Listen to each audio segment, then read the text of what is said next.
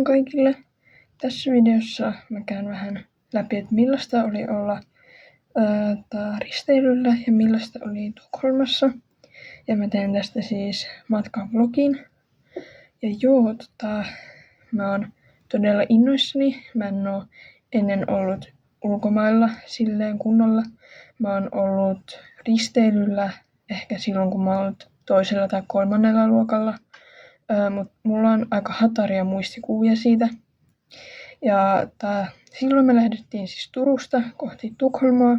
Ja tää risteily oli sellainen vuorokauden risteily, eli me ei käyty maissa ollenkaan. Ja nyt olisi tää risteily, millä me ollaan nyt menossa, kestää melkein 2 vuorokautta. Niin me käydään tiistaina sitten tutustumassa Tukholmaan oikein kunnolla. Huomenna aikainen herätys. Juna lähtee noin 7:20 asemalta. Ja sitten mennään junalla kohti Helsinkiä. Ja sitten noin vähän ennen 5 mennään laivalle. Ja tää on aika jännittävää ja kaikkea tällaista.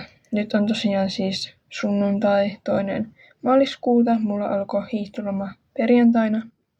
Ja on tässä nyt vähän kattonut kateellisena, kun muilla on ollut jo hiihtolomat. Mutta nyt on mun vuoro päästä lomalle, josta mä oon todella iloinen, koska mä todellakin on loman tarpeessa. Ja mulla on aikomus käydä ainakin kirjakaupassa. Muuta mulla ei nyt varmaan ainakaan tuu sille äkkinäisesti mieleen, mutta ehdottomasti kirjakauppa. Sitä mä en halua jättää missään nimessä väliin.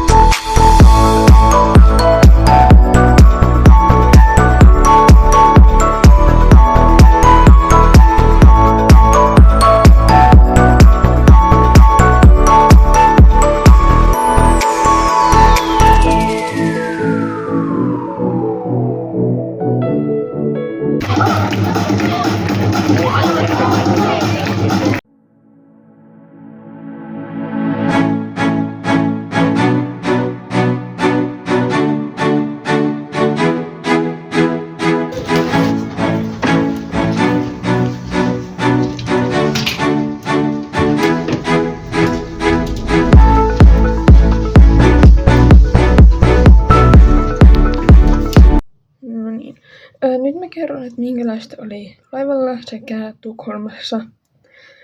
Ekana, kun tultiin laivalle, niin oli aikamoinen yllätys, kun laiva näyttikin vähän sellaiselta ostoskeskukselta sisältäpäin. Eli tultiin sellaiselle käytävälle, missä oli kaiken maailman kauppoja ja lahjatavara kaupoista ravintoloihin. Ja sitten sen toi sellaisen vähän ostoskeskusfiiliksen. Ja sitten siellä oli todella hienot valaistukset, varsinkin pimeällä, niin se näytti todella hienolta itse se valaistus siellä. Ja sitten täällä oli tällainen kabaree-esitys, tällainen sirkus kautta jazz-tyylinen esitys, ja niitä oli sitten kumpanakin iltana 2 kappaletta. Toinen noin 9 aikaan illalla ja toinen 11 illalla.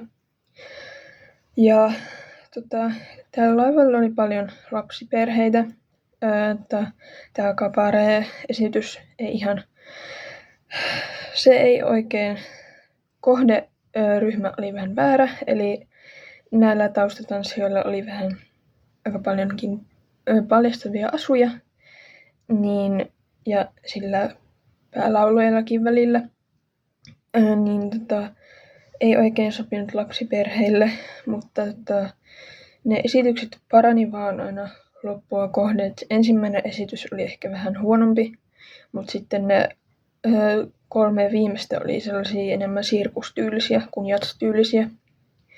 Ja joo, sitten Tukholma, mentiin tiistaina Tukholmaan.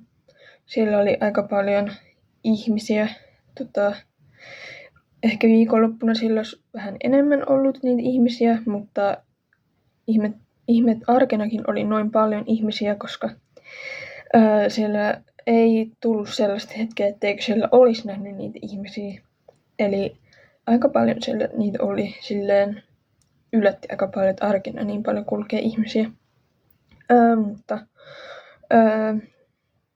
se oli vähän sellainen, ehkä ei olisi viikonloppuna ollut, mun mielestä ehkä viikonloppuna, jos olisi käynyt siellä, niin siellä olisi ollut ehkä enemmän ihmisiä, mikä olisi vaan ahdistanut enemmän. Niin ehkä oli vaan hyvä, että lähdettiin tällä arkena käymään siellä. Ja hyttien avaimina toimi tällaiset pahvikortit, missä on sitten huoneen numero ja oma nimi ja sukunimi. Ja sitten päivämäärä ja aikataulu. Tietenkin, niin tällaiset tavallaan toimi hyttikorttina, mikä oli sinänsä ihan kätevää. Niin, eli tosiaan kun me kuljettiin sillä Tukholmassa, niin tää hämmensi mua todella paljon, koska siellä oli monta samaa liikettä vierekkäin, eli vaikka oli H&M ja sitten 500 metrin päässä oli toinen samanlainen liike, niin kuin H&M-liike. Niin tää oli vähän mun mielestä vähän outoa ja hämmentävää, mutta kaipa se on sitten siellä kannattavaa, kun siellä kulkee niin paljon ihmisiä. Mut en tiedä. Nyt mä vähän esittelen, että mitä kaikkea mä oon oikein ostanut ja saanut tältä Tukholman reissulta. Ihan ekana mä ostin tän, tai siis äiti osti mulle tämän paidan. Tää on Moody Mondaysta. Triplasta. Eilen kävin tosiaan sovittamassa sitä. Tää käytiin eilen triplassa siis ja tälleen vähän iso on, mutta mä toivon, että siitä tulee vähän sopivampi, kun niitä olkaimia lyhentää. Ja sitten tällaiset housut. Nääkin on Moody Mondaysta. Ja sitten tällainen kirjamerkki. Ja sitten tällainen kirja kuin A Thousand Boy Kisses. Mä en hirveästi tykkää lukea kirjoja englanniksi, mutta tää näytti niin sellaiselta helposti ymmärrettävältä, niin mä otin sen siksi. Ja jos joku haluaa tietää, että missä kirjakaupassa me oikein käytiin, niin me käytiin siis Academy Bokhandelissa, eli se on siinä Tukholman keskustan lähellä. Sitten mä ostin Laivan Taxfreestä tällaisia karkkeja. Nää on siis ollut joskus alakouluiässä mun lempikarkkeja. Okei, kiitos kun katsoit tämän videon ja toivottavasti sä jaksoit myös katsoa tämän videon ja varmaan nähdään seuraavan videon parissa. Moikka!